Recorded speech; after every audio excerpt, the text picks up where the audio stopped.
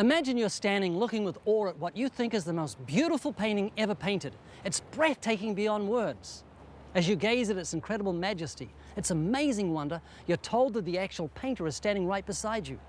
What are you going to do? Do you ignore him? Of course not. You can't help yourself. Words spill from your excited lips and you say, "Did you paint that? It's absolutely magnificent. You are a wonderful artist." You give him due honor. You give him appropriate praise. Anything less than that would be a sin. Now think about it. God painted every breathtaking sunrise, every massive snow-capped mountain.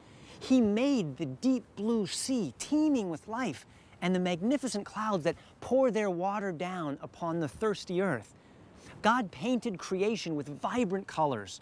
He filled the canvas of life with amazing animals, with gorgeous flowers, with brightly colored birds, and tall, green, oxygen-exhaling trees.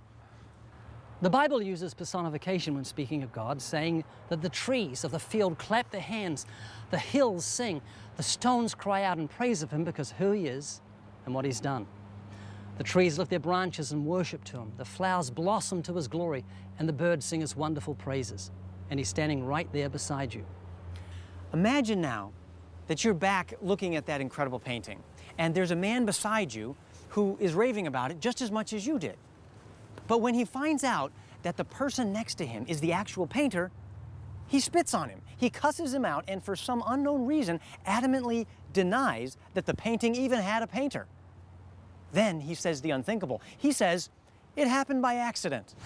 So when you look at a building, you know there was a builder. When you look at a painting, you know there was a painter. But when you look at creation, you don't know that there was a creator. Right.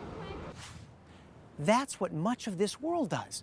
The Creator is right beside them, and they blaspheme his name. They refuse to give him due praise for who he is and for what he's done, or to give him thanks for the gift of life. And then some of them do the unthinkable. They deny his existence and say that the entire miracle of creation was just an accident.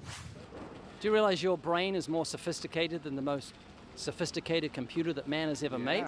Yeah. And your eyes are more sophisticated and more well-made than any camera lens man has ever made? Yeah, So definitely. you're saying your brain happened by accident? No, it didn't happen by accident. What happened? Years and years of successive evolution. How old are you?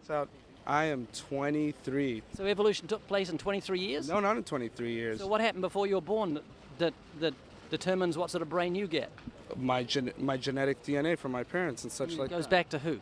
And then it goes back to their parents and theirs and theirs. Right back to Adam.